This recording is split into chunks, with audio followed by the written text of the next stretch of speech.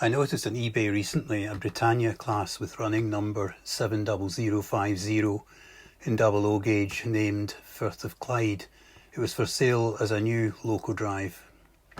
I received it and it was a beautiful looking model, but sadly had a fault insofar as the motor ran but the locomotive did not.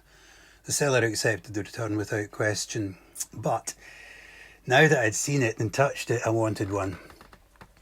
So I spotted a Lord Kitchener, which is running number 70043, on what appeared to be a Triang chassis, so I assumed it had been renumbered, but then noticed that the cab was of a later style and thus not an original Triang 70000 Britannia.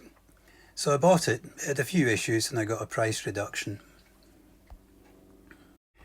I should perhaps add that for the past 21 years or so, until I sold my boat in August of this year, I spent a lot of time out on the Firth of Clyde. The locomotive is a much lower cost way of staying associated with that fantastic sailing location. There's a wee snippet included shortly.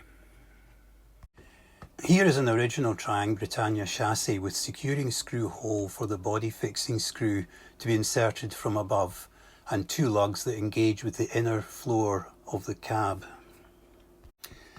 The model I acquired appears to be a later body, possibly from a tender drive, and the chassis has been modified by grinding off the very front and drilling a hole to allow the fixing screw for the front of the body to be inserted from under the chassis.